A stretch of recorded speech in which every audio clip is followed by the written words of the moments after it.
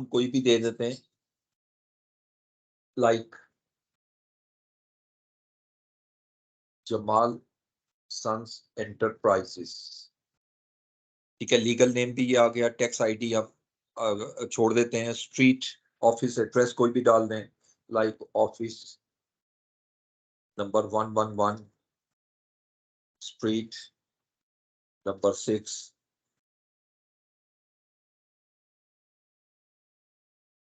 Sector G11 Islamabad.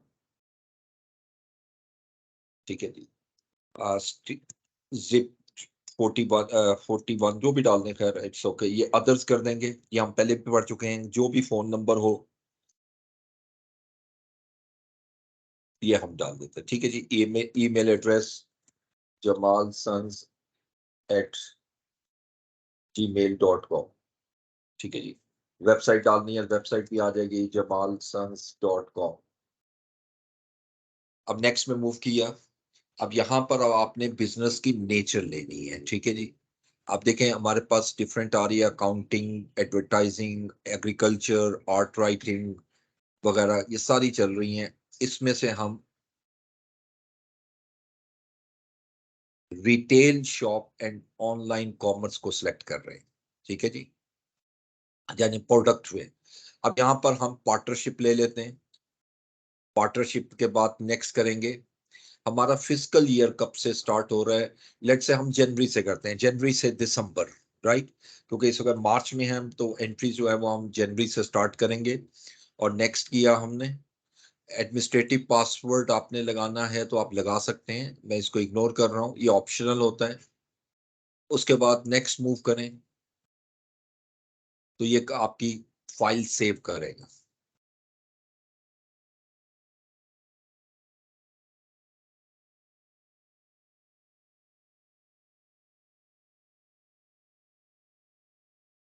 थोड़ा सा time लेगा सेव करते हुए।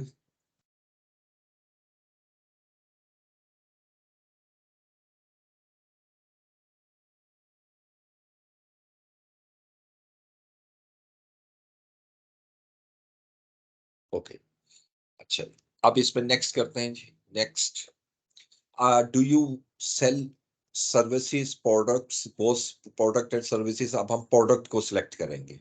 ठीक है जी, ताकि हमारी प्रॉपर इन्वेंट्री सिस्टम मेंटेन हो जाए।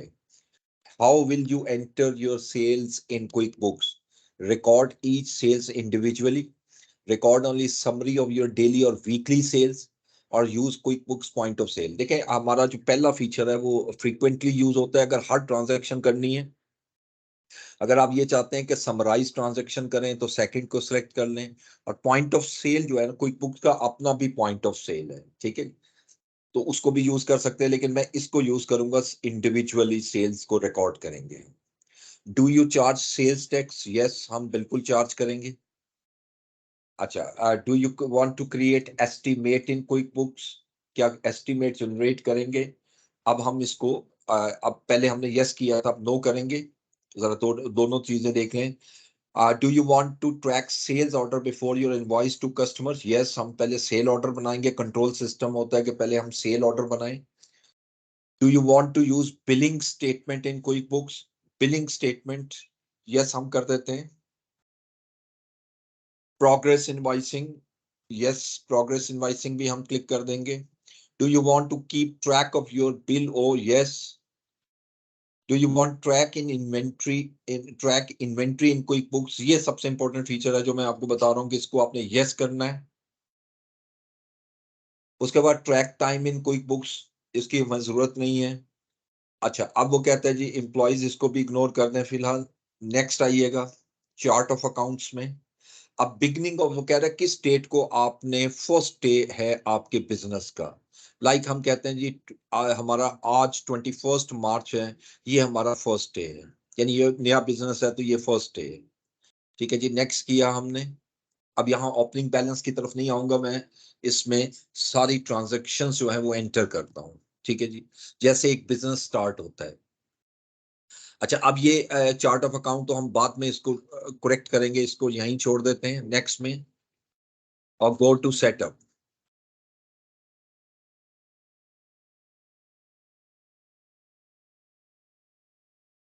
ओके जी। अब यहाँ पर आएंगे तो यहाँ पर कुछ चीजें आपसे कह रहा है कि at the people you do business with, यानी यहाँ पर आपने कस्टमर्स और वेंडर्स ऐड करने हैं। ठीक है जी। हाँ, ये बात में भी कर सकते हैं, लेकिन अगर एक आधा कस्टमर एक आधा वेंडर ऐड करना चाहूं तो मैं यहाँ से ऐड दबा दूंगा। ठीक है जी। अब यहाँ कहता है at the people you do business with, import from outlook, import from Yahoo, और इवन पेस्ट फ्रॉम एक्सेल। तो ये हम डाटा जो है ना रीस्टोर करने के लिए, यानी अगर मेरे पास डाटा एक्सेल में हो वहां से कन्वर्ट करते हैं, लेकिन मैं फिलहाल इसको यूज नहीं कर रहा, हम अपना क्रिएट करेंगे सारा।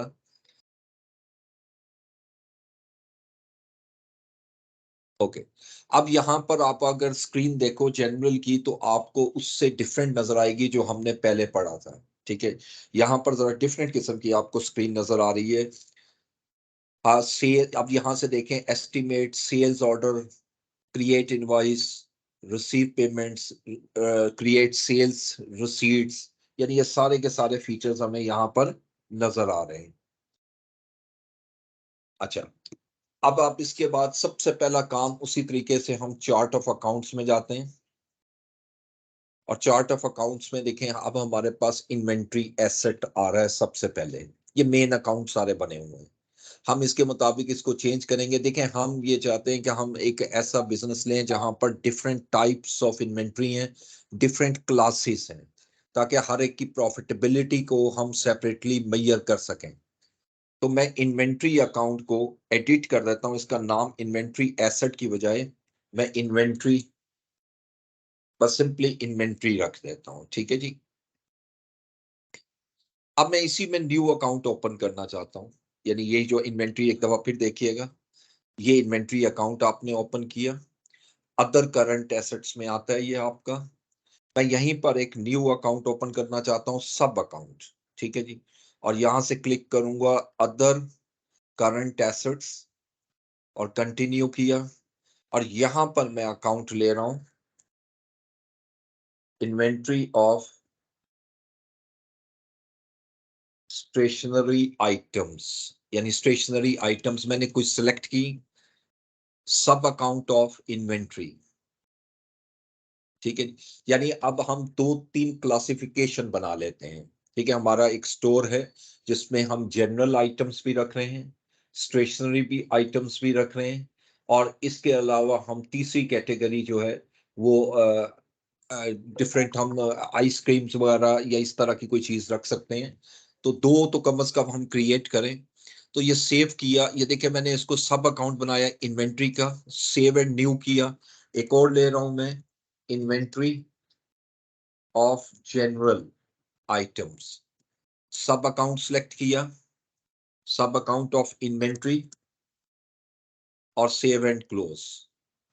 अब देखिए इन्वेंट्री अकाउंट में मेरी दो मेन कैटेगरीज आ गई।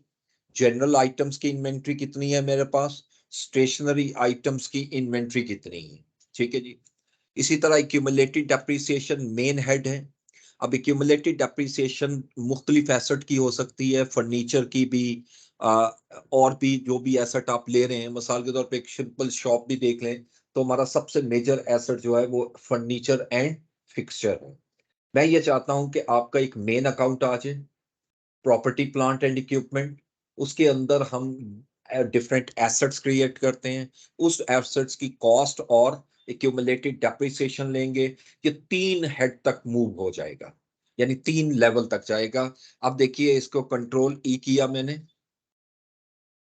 सॉरी कंट्रोल एन, नया हेड खोलना है, और ये हेड मेरा फिक्स्ड एसेट का है, और फिक्स एसेट का मैं हेड ले रहा हूं, उसको नाम दूंगा प्रॉपर्टी प्लांट एंड इक्विपमेंट, जो IS 16 में वर्ड यूज हुआ। ठीक है जी। तो यहां मैं लिखता हूं कि all tangible assets of business. अब मैंने ये मेन हेड खोल लिया। अब ये जो फर्नीचर का हेड है वो इसके अंडर आएगा। ठीक है जी। अब मैं इसको कंट्रोल ई करता हूं, और इसको सब अकाउंट बना देता हूं मैं प्रॉपर्टी प्लांट एंड इक्विपमेंट का। अब जैसे मैंने ये किया, ये फर्नीचर एंड इक्विपमेंट आ रहा है, इसको हम एडिट करते हैं फर्नीचर एंड फिक्सचर्स। ठीक है जी, फर्नीचर एंड फिक्सचर्स।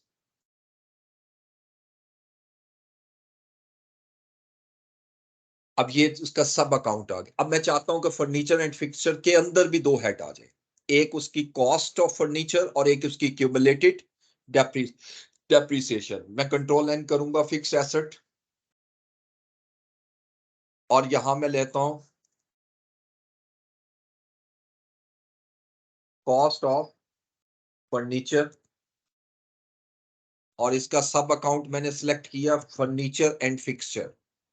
जैसे ये क्लिक किया, आप देखें ये 3 लेवल तक चला गया। ये प्लांट एंड मशीनरी, उसके अंडर फर्नीचर, फर्नीचर के नीचे कॉस्ट, और फिर इसी की एक्यूमुलेटेड डेप्रिसिएशन लेते हैं, control N fixed asset, continue, और यहां मैं लिखता हूं accumulated depreciation of furniture. Sub account of ये फर्नीचर एंड फिक्सचर। तो अब होगा क्या कि जब फर्नीचर एंड फिक्सचर के अंदर जो अमाउंट आएगी वो कैरिंग अमाउंट होगी, यानी कॉस्ट और एक्यूमुलेटेड का डिफरेंस। और प्रॉपर्टी प्लांट एंड इक्विपमेंट में तमाम एसेट आएंगे। एक एसेट और क्रिएट करते हैं, जैसे जो एयर कंडीशनर हम लगाते हैं, लाइक एसी लगाया हमने शॉप के अंदर, उसकी हम कॉस्ट लेते हैं। तो अब उसके लिए हम अकाउंट ओपन करते हैं, जिसको हम नाम देते हैं इलेक्ट्रिक अप्लायंस, या इलेक्ट्रिक इक्विपमेंट, या इलेक्ट्रिक अप्लायंसेस। और ये सब अकाउंट होगा प्रॉपर्टी प्लांट एंड इक्विपमेंट का। अब देखिएगा, प्रॉपर्टी प्लांट एंड इक्विपमेंट में दो हेड आ गए, एक इलेक्ट्रिक अप्लायंस और एक फर्नीचर। और अब इसके भी दो अकाउंट खोलते हैं, एक कॉस्ट ऑफ इलेक्ट्रिक अप्लायंस,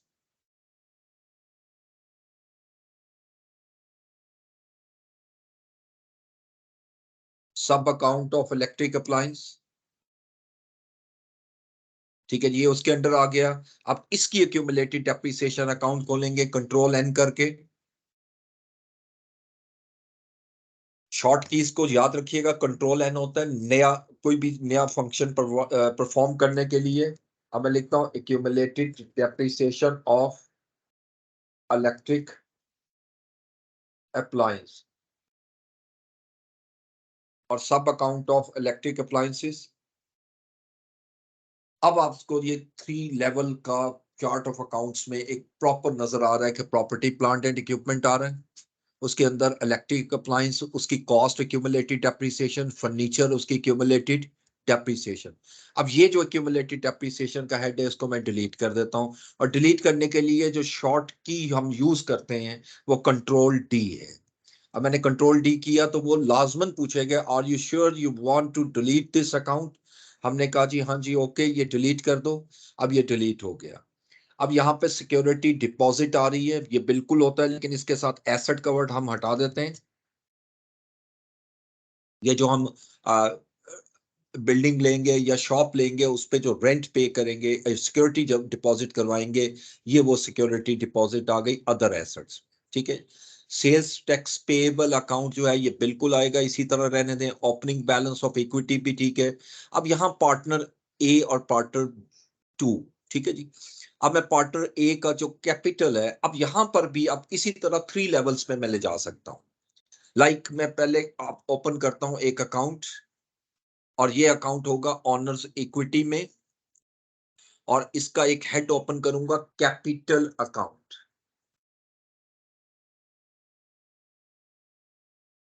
ठीक है जी। अब कैपिटल अकाउंट के अंदर जाकर हमने इसको सेव कर दिया। अब ये मेन अकाउंट कैपिटल अकाउंट हमारा बन चुका है। अब ये जो पार्टनर A1 की जो इक्विटी है, ठीक है जी, इसके लिए हम अब यहां पर पहले दो अकाउंट ओपन कर लेते हैं, बल्कि इसी को एडिट कर लें। पार्टनर 1 की जो इक्विटी है, इसको हम कंट्रोल ई करके इसका पार्टनर 1 का नाम दे देते हैं जमाल कैपिटल। ठीक है जी। और इसको मैं कहता हूं जी सब अकाउंट ऑफ कैपिटल, ठीक है जी। ये इक्विटी फॉर जमाल। अब देखें ये जमाल कैपिटल जो है वो ऑटोमेटिकली हमारा कैपिटल अकाउंट के अंदर आ गया। पार्टनर 2 की इक्विटी को सिलेक्ट करें, कंट्रोल ई, और यहां पर हम लिखते हैं जी जुनेद कैपिटल, ये दूसरा पार्टनर हमने कर दिया, और मेन अकाउंट कैपिटल, और यहां लिखते हैं इक्विटी फॉर जुनेद। अब आप देख सकते हैं कि कैपिटल अकाउंट के अंदर दो हेड आ गए, जमाल कैपिटल और जुनेद कैपिटल, ठीक है। इसी तरह एक हेड आप ओपन करेंगे, ये ड्राइंग्स अकाउंट, और दोनों ड्राइंग्स उसमें डाल देंगे। ये सारा कुछ इक्विटी में हमारा कवर होगा, इसको सेपरेट में रख रहा हूँ। अब मैं कंट्रोल एन करता हूँ और हेड ओपन करूंगा इक्विटी का, लेकिन इसका नाम दे रहा हूं ड्राइंग्स अकाउंट।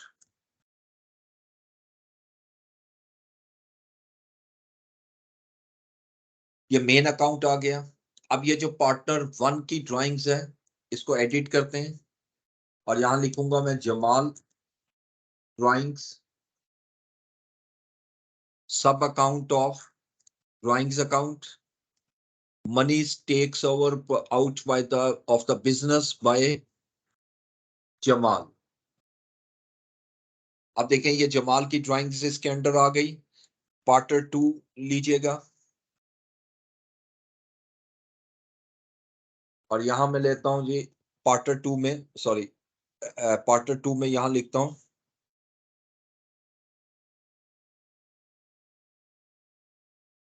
जुनेद ड्राइंग्स। अब ये दो हेड आ गए इन दोनों के, और यहाँ money is taken out by the business by Juned, और इसको सेव एंड क्लोज कर दिया। आप देख सकते हैं आपके ये ड्राइंग कैपिटल में दो हेड आ गए, दो पार्टनर हैं, ड्राइंग्स में दो पार्टनर आ गए। अब इसमें जितने मर्जी पार्टनर आप ऐड करना चाहें कर सकते हैं, इसमें कोई इशू नहीं है, ठीक है जी। अच्छा, अब आ जाते हैं कि आपका रिटेन्ड अर्निंग का जो आपका आ रहा है, ये हेड, ये ओपनिंग बैलेंस ऑफ इक्विटी है, और जो ओपनिंग बैलेंस आप डालेंगे, और ये रिटेन्ड अर्निंग्स है, ठीक है जी। ये भी इक्विटी अकाउंट में आता है। तो अब इसके बाद नेक्स्ट आइएगा मर्चेंडाइज सेल। अच्छा, अब यहां पर बड़ा इंटरेस्टिंग है कि सेल को हमने दो कैटेगरीज में डिवाइड करना है, जो इन्वेंट्री को किया था, एक जनरल और एक स्टेशनरी, ठीक है। हम इसको कंट्रोल ई करके पहले मेन अकाउंट बनाते हैं, और इसको हम कहते हैं सेल्स अकाउंट। ये मेन अकाउंट आ गया इनकम का। अब मैं इसमें दो नए हेड अकाउंट ओपन करता हूं, control N, income account select किया। अब मैं लेता हूं यहां पर सेल्स ऑफ जनरल आइटम्स, और सब अकाउंट ऑफ सेल्स, ठीक है जी। यहां पर देखें तो ये सेल के अंडर ये हेड आ गया। दूसरा हेड स्टेशनरी की सेल लेनी है, इनकम, और यहां जाएंगे तो अब मैं लिखूंगा income, sorry sales of stationery,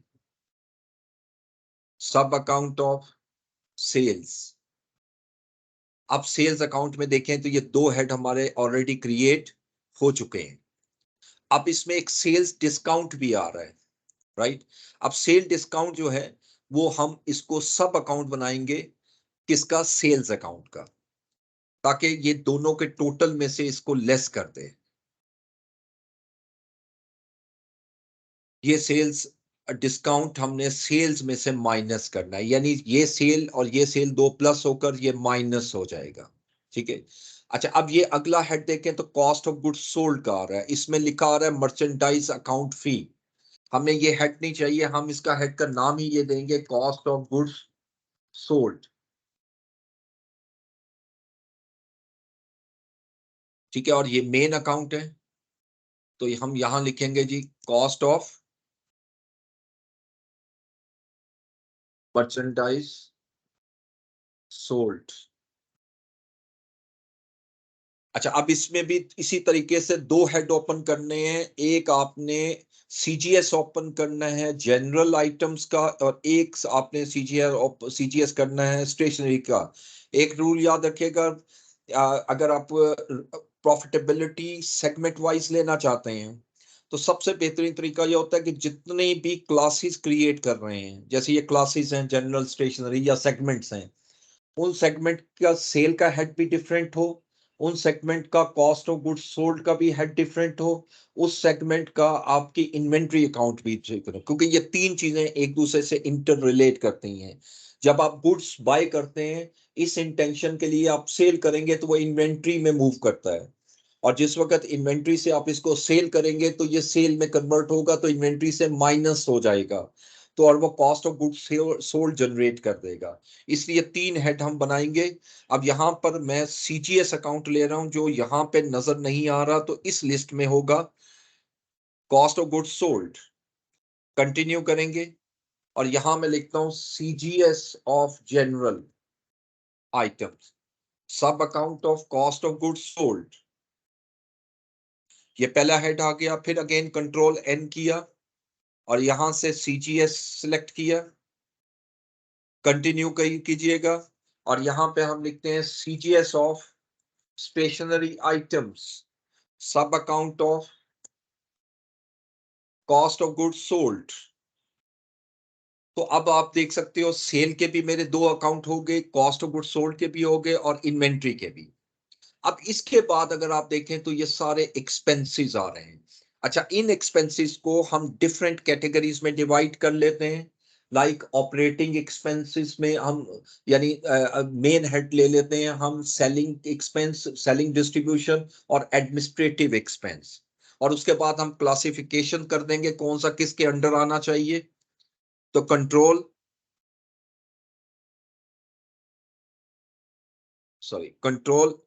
N करेंगे और मैं एक्सपेंस अकाउंट में मेन अकाउंट लेता हूं एडमिनिस्ट्रेटिव एक्सपेंस। इससे रिपोर्टिंग जो है वो बहुत अच्छी होती है, आप इसको मेन हेड में ले जाएं। और अब आप देखिएगा एक और हेड भी बना लें, सेलिंग एंड डिस्ट्रीब्यूशन, ये भी एक्सपेंस में, सेलिंग एंड डिस्ट्रीब्यूशन एक्सपेंस,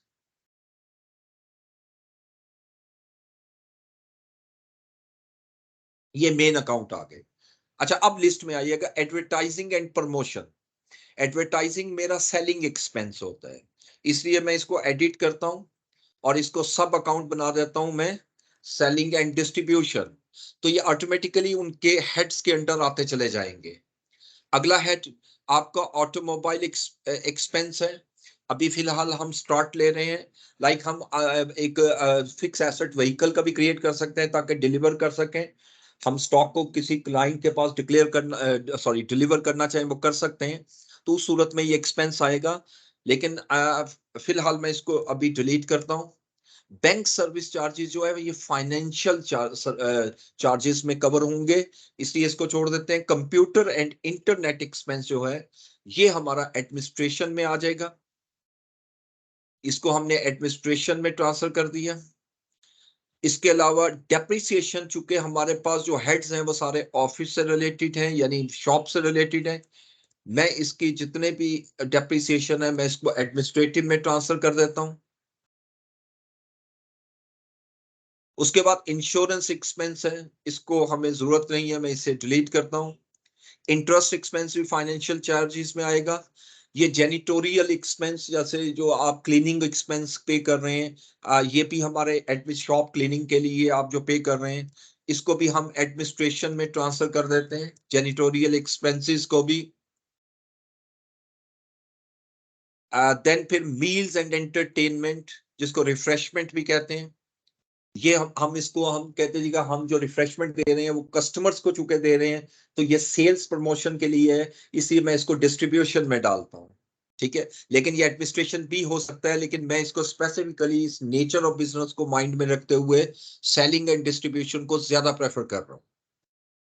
अच्छा, उसके बाद टेलीफोन एक्सपेंसेस, डेफिनेटली ये हम एडमिनिस्ट्रेशन में डालेंगे। इसके बाद नेक्स्ट आता है ऑफिस सप्लाईज, ये भी एडमिनिस्ट्रेशन में आएंगी।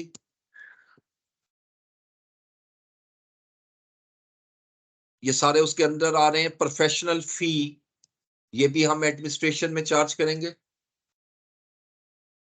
जैसे प्रोफेशनल टैक्स होता है आपका, वो इसमें कवर होगा। रिपेयर्स एंड मेंटेनेंस, अच्छा रेंट एक्सपेंस, ये भी हम ऑफिस में डालेंगे। Administration expense, then repairs and maintenance expense, ये भी एडमिनिस्ट्रेशन में चार्ज हो जाएगा। और उसके बाद यूनिफॉर्म्स, इसको मैं डिलीट करता हूं, हमें नहीं चाहिए। हाँ, utilities expense, this shall be charge to administration administrative expense. अच्छा, अब मेरे पास अगर देखें तो ये आस्क माई अकाउंटेंट, इसकी जरूरत नहीं है, मैं डिलीट करता हूं। एस्टिमेट, ये आ चुके ऑटोमेटिकली, ये डिलीट नहीं हो सकता, तो इसको हम छोड़ देंगे इसी तरह। लेकिन इसका एक तरीका ये होता है कि इसको इनएक्टिव कर दिया जाए, और इनएक्टिव करने का तरीका ये होता है कंट्रोल ही कर दो। देखो याद रखिए, अगर कुछ अकाउंट्स ऐसे हैं जो बाय डिफॉल्ट जो है इस सॉफ्टवेयर ने उसको रिस्ट्रिक्शन लगाई है कि ये कोई भी डिलीट नहीं कर सकता, तो अगर मेरे यूज में नहीं आएगा तो मैं उसको क्या करूंगा, कंट्रोल ई करने के बाद इसको इनएक्टिव कर दूंगा, अकाउंट इज इनएक्टिव। तो ये ऑटोमेटिकली डिस्प्ले में अब नजर नहीं आ रहा, आप देख सकते हैं खत्म हो चुका है डिस्प्ले से। अब मेरे पास सिर्फ दो हेड रह गए, बैंक सर्विस चार्जेस और इंटरेस्ट एक्सपेंस। तो हम इसके लिए एक नया हेड ओपन करेंगे, फाइनेंशियल चार्जेस, ये भी एक्सपेंस में डालते हैं।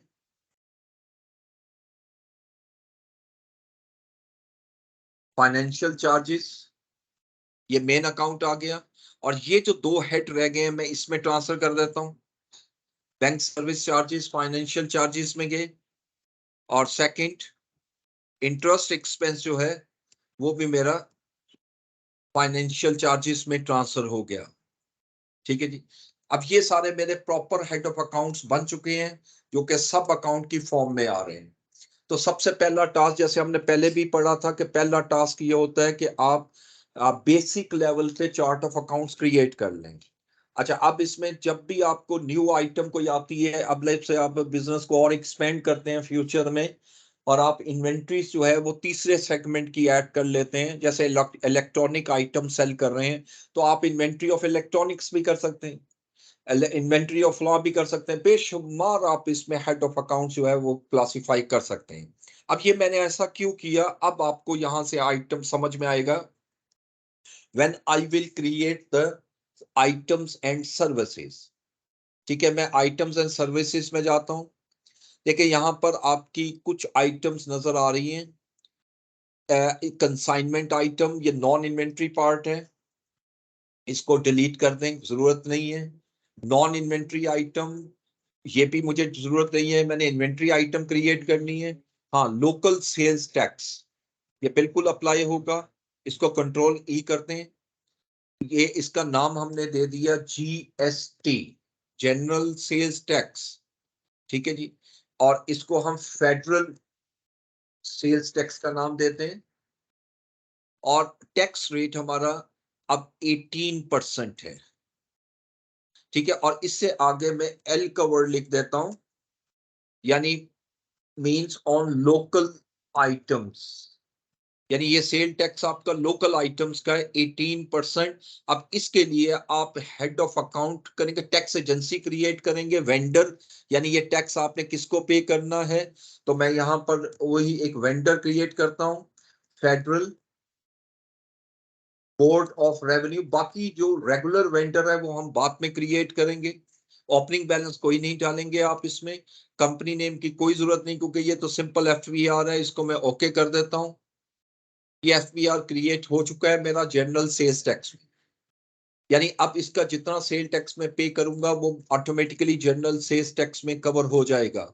ठीक है, ये आपका exempt from sale tax items हैं, आउट ऑफ टैक्स। ठीक है जी। तो इसको आप बेशक ऐसे ही रहने दें। और ये स्टेट टैक्स आ जाता है, ये अब हम इंपोर्टेड आइटम्स पे ले लेते हैं, कंट्रोल ई। और यहां मैं लिखता हूं GST I for imported items. ठीक है, और यहां पर लिखता हूं general sales tax imported. Items, और इस पे रेट जैसे आपको पता अभी रिसेंटली गवर्नमेंट ने 25% जो है वो टैक्स लगाया है, मैं वही यूज कर रहा हूँ। ठीक है जी, अब इसके बाद हम ओके कर देंगे। अब देख सकते हैं कि ये दो मैंने टैक्स रेट जनरेट किए, तीन हो गए किस्म का, एक ऐसा जिसपे टैक्स अप्लाई नहीं होगा। अब मैं इन्वेंट्री आइटम क्रिएट करना चाहता हूँ। ये तो नॉन इन्वेंट्री, ये तो सेल्स टैक्स से रिलेटेड थी। अब मैं कोई भी एक आइटम जो है वो क्रिएट करता हूं। ठीक है जी, कंट्रोल एन। अब यहां से आपने सारी चीज ध्यान से समझनी है। सर्विस बिजनेस में जो अब हमने आइटम क्रिएट की थी तो वो बहुत सिंपल थी, मगर यहाँ पर हर चीज बड़ी केयरफुली करनी है। अब देखें यहाँ पर आप क्या करेंगे कि आप सिलेक्ट पहले करें इन्वेंट्री पार्ट, और इसमें आप देखें डिटेल भी हमारे पास ज्यादा आ रही है। अब आइटम कोडिंग होती है।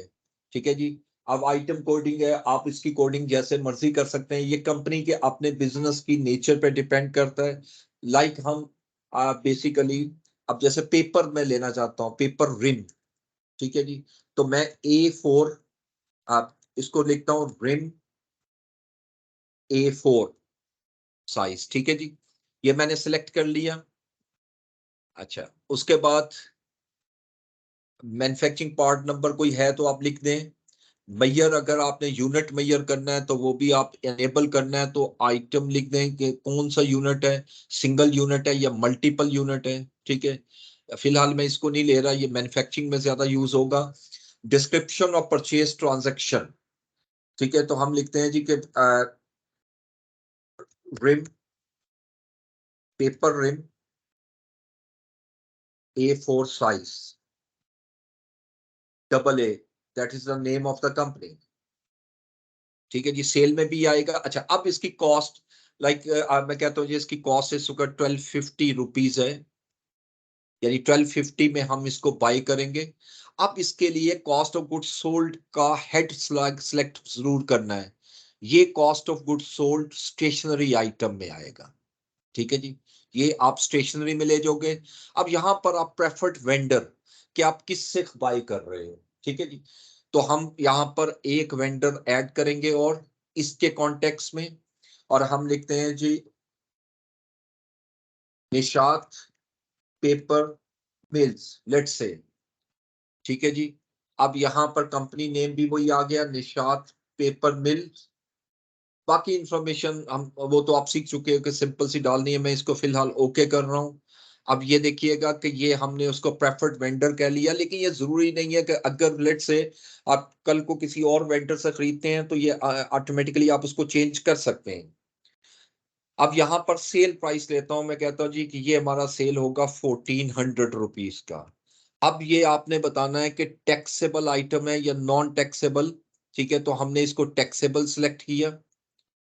अच्छा, उसके बाद देखें इसने खुद ही मार्कअप मार्जिन निकाल दिया कि इस प्रोडक्ट पे अगर मार्कअप देखें तो 12% बनता है और मार्जिन देखें तो 10.71 होता है, क्योंकि you know that markup is calculated on cost और margin is calculated on sale price.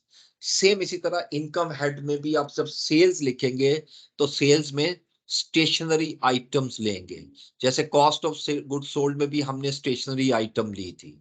ठीक है, इसके बाद नीचे आएंगे इन्वेंट्री आइटम्स में, यहां पर भी आपने इन्वेंट्री सिलेक्ट करनी है स्टेशनरी की।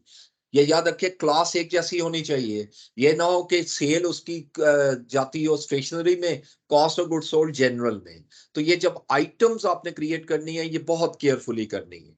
अच्छा, अब यहाँ मिनिमम लेवल और मैक्सिमम लेवल को डिटरमिन करना है। असल में जो यहाँ मिनिमम लेवल है जिसको वो उसने ब्रैकेट में लिखा है, ये असल में रीऑर्डर पॉइंट है। आप कहते हैं जी कि मेरे पास जब 3 पीसीस रह जाएं तो मुझे नया ऑर्डर प्लेस करना है, और मैक्सिमम स्टॉक मेरे पास 12 का होगा।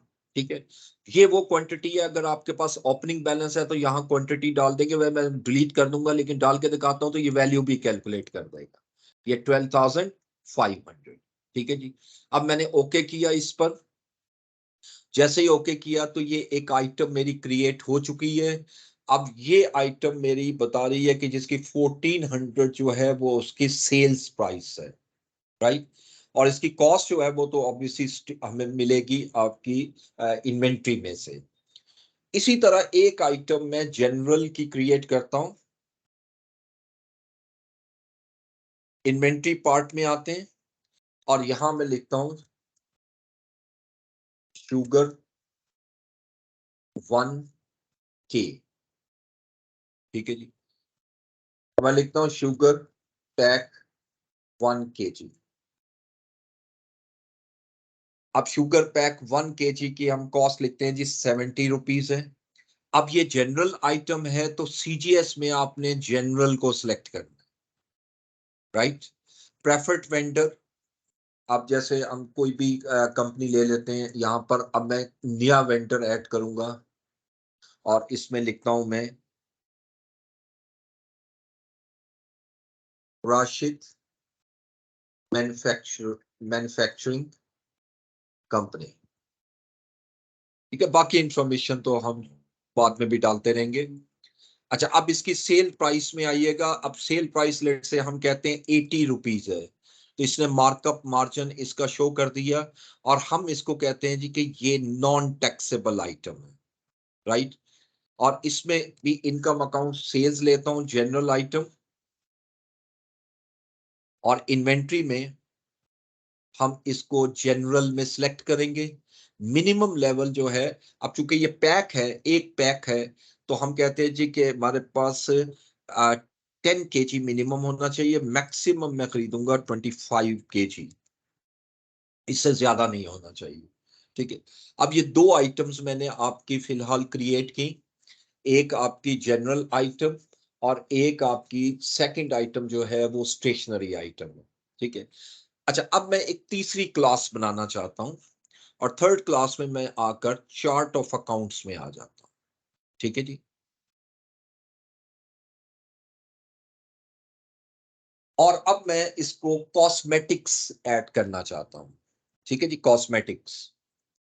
अब यहां पर मुझे 3 हेड क्रिएट करना है। जैसे ही एक सेगमेंट आता है आपके पास, न्यू सेगमेंट ऐड होता है, उसके अंदर जितने भी प्रोडक्ट्स आप लेना चाहते हैं उसके 3 हेड क्रिएट करने हैं। वन इज इन्वेंट्री अकाउंट जो कि अदर करंट एसेट में आएगा, second is a sale account जो सेल्स में आएगा, और third cost of good sold जो कॉस्ट ऑफ गुड सोल्ड में आएगा।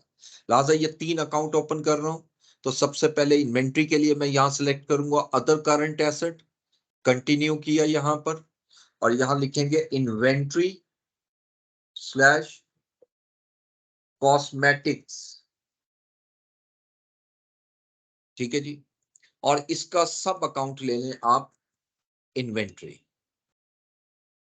ठीक है जी। सेम, अब सेव एंड क्लोज किया हमने। ये देखिएगा अब तीसरा हेड भी मेरा क्रिएट हो गया कॉस्मेटिक्स का। इसी तरह मैं इसका सेल्स का हेड भी ओपन करूंगा इनकम में, और सेल्स डैश कॉस्मेटिक्स, और यहां पर सब अकाउंट सेल्स। अब ये सेल्स में एक अकाउंट ओपन हो गया कॉस्मेटिक जनरल स्टेशनरी। अब आप एक क्रिएट करेंगे कॉस्ट ऑफ गुड्स सोल्ड का जो यहां से मिलेगा, और इसको कंटिन्यू करें, और यहां मैं लिखता हूं सीजीएस ऑफ कॉस्मेटिक्स, सब अकाउंट ऑफ सीजीएस, और सेव किया। ये 3 मैंने क्रिएट की। ये तीसरी क्रिएट करने की वजह ये है कि मैं एक आइटम कॉस्मेटिक्स की भी लेना चाहता हूं, जो कि जिस पे मैं 25% सेल टैक्स ऐड करूंगा, ठीक है। यहां तो खैर सिर्फ मैं टैक्सेबल बताऊंगा ना उसको। अब मैंने न्यू आइटम क्रिएट की, कंट्रोल एन भी कर सकते हैं, इन्वेंट्री पार्ट। अब जैसे मैं हेड एंड शोल्डर 125, ठीक है जी। लाइक मैं लिखता हूं head and shoulders shampoo imported 125 ml, ठीक है। अब इसमें हमने कॉस्ट लेनी है, लाइक हम कहते हैं जी कि चूंकि इंपोर्टेड है, मैं कहता हूँ जी 525 कॉस्ट है, और इसका सीजीएस में लूंगा कॉस्मेटिक्स। अब प्रेफर्ड वेंडर, अब यहां से हम ऐड कर लेते हैं मुलर एंड फिप्स, अब मुलर एंड फिप्स मैंने सिलेक्ट किया वेंडर। अब सेल प्राइस हम लेते हैं जी इसकी 700 रुपीज। अब यहाँ इसने मार्कअप मार्जिन दे दिया और टैक्सेबल आइटम ले रहा हूं। अब इनकम अकाउंट में जब मैं सेल्स सिलेक्ट करूंगा तो बड़े ध्यान से सेल्स ऑफ कॉस्मेटिक्स लेनी है। तीन चीजें लेनी होती हैं same, cost of goods sold, sale और इन्वेंट्री। अब इन्वेंट्री भी मैं लूंगा कॉस्मेटिक्स की। अब मैं कहता हूं जी कि इसका मिनिमम 12 है और मैक्सिमम हमने इसके 50 यूनिट्स रखते हैं। इंपोर्टेड आइटम का स्टॉक ज्यादा रखा जाता है इस वजह से कि आप इंपोर्ट करते हैं। अब इसे ओके किया तो ये तीन मैंने आइटम्स जनरेट कर दी आपके सामने। तीन आइटम्स जनरेट हो चुकी हैं, ठीक है। देखो इसके अंदर आइटम जनरेशन जो है वो बहुत इंपॉर्टेंट है।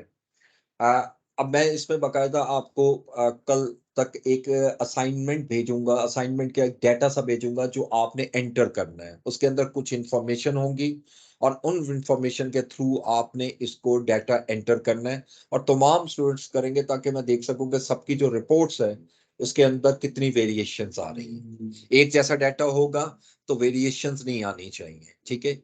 इसमें ये वाली आइटम्स भी आपने डेफिनेटली क्रिएट करनी है। एक एक स्टेप लेके चलना है कि आइटम्स क्रिएट करनी है, ठीक है। अभी हमने चार्ट ऑफ अकाउंट्स क्रिएट किए, आइटम्स क्रिएट की। अब मैं जाकर कस्टमर ऐड कर देता हूं, ठीक है जी। अब कस्टमर्स के लिए हम यहां से कस्टमर में जाएंगे और कस्टमर सेंटर सेलेक्ट कर लेते हैं, राइट। ये कस्टमर सेंटर आ गया। अब यहां मैं न्यू कस्टमर ऐड करना चाहता हूं तो कंट्रोल एन किया। ये कस्टमर आपका क्रिएट हो गया। अब हम कस्टमर क्रिएट करते हैं। अभी मिसाल के तौर पे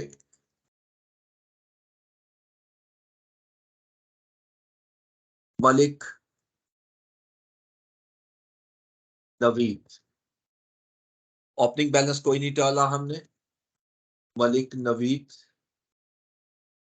कंपनी नेम भी यही रख रहे हैं हम। फुल नेम में हम लिखते हैं जी मलिक नवीद। उसके बाद account number, work phone, mobile, etcetera etcetera, ये सारी की सारी आपके वही होंगी जो आपने करनी है। ये ओके कर दिया। ये मैंने एक कस्टमर क्रिएट करना था ताकि जब इनवॉइस बनानी हो तो हम कैसे बनाएंगे वो बना सकें। अब हम एक चीज जो है जो मैंने आपको समझाई थी वो लाजमी करनी है, वो मैंने अभी नहीं की। कंपनी इसमें जाएंगे आप एडिट में। जैसे मैंने कहा था आप इसको इंस्टॉल करोगे तो पहला काम ये करना है कि आप प्रेफरेंसेस में जाकर, प्रेफरेंसेस में पेमेंट्स में जाएंगे। पेमेंट्स में कंपनी प्रेफरेंसेस लेंगे और यहां पर use undeposited funds as a default deposit to account को अनचेक कर देंगे, ठीक है जी। और इसको ओके करना ये बहुत जरूरी है। और वो कहते हैं जी कि ये सारी क्लोज करनी है विंडो, खुद ही क्लोज कर देगा ये सारी विंडोज क्लोज कर। अब मैं एक वेंडर क्रिएट करता हूं, राइट। एक वेंडर हम क्रिएट करते हैं। ये देखिए वेंडर सेंटर। ये वेंडर सेंटर मैंने क्लिक किया। अब एक वेंडर क्रिएट करते हैं जिससे हमने गुड्स बाय करनी है। अच्छा हम वैसे कर चुके हैं वेंडर, दो वेंडर क्रिएट कर चुके हैं, ठीक है। एक हमने मैन्युफैक्चरिंग का किया, बल्कि तीन किए हैं, तीन डिफरेंट आइटम की हमने तीनों कर चुके हैं, तो इसको बेशक छोड़ दें। हम वेंडर ऑलरेडी क्रिएट कर चुके हैं। अच्छा अब मैं होम दबाऊंगा तो वही सारी स्क्रीन जो है हमारे सामने आ जाएगी। ये देखिए। अच्छा ये माई कंपनी दबाऊंगा तो यहां पर आपकी कंपनी की सारी इंफॉर्मेशन आ रही है, ठीक है। अब ये इनकम ट्रैकर है, ये जो असल में बेसिकली ये सारी अभी तो ट्रांजैक्शन कोई नहीं है, साथ साथ अब हम देखेंगे इसमें। उसके बाद ये आपकी वो चार्ट्स वगैरह आ जाते हैं। अभी चूंकि कोई डाटा नहीं है, ये income expense, previous year income comparison वगैरह वगैरह, top customer by sale, account balances, ये सारे हमें यहाँ शो करता जाएगा।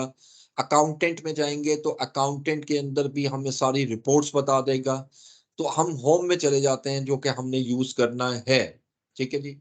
तो मैं आज लेक्चर यहाँ रोकूंगा। सिर्फ हमने डिस्कशन की आइटम्स नंबर 2, कुछ चार्ट ऑफ अकाउंट हम और एक्सटेंड करेंगे, जो मैं आपको टास्क दूंगा, ये अगले 2 दिन हम इसको टास्क में देता रहूंगा और आपने थोड़ा थोड़ा काम करना है। प्लीज आइटम्स, वेंडर्स, कस्टमर्स, ये लाजमन क्रिएट करने हैं, ठीक है जी। और प्लीज एक जो बेसिकली लिंक है ना, जो अभी मैंने अभी भेजा है ना, जिस पे मैं क्लास ले रहा हूँ, प्लीज इसी लिंक को आपने यूज करना है नेक्स्ट क्लासेस में, राइट। चलिए अब मैं जरा इसकी रिकॉर्डिंग जो है वो स्टॉप कर दूं।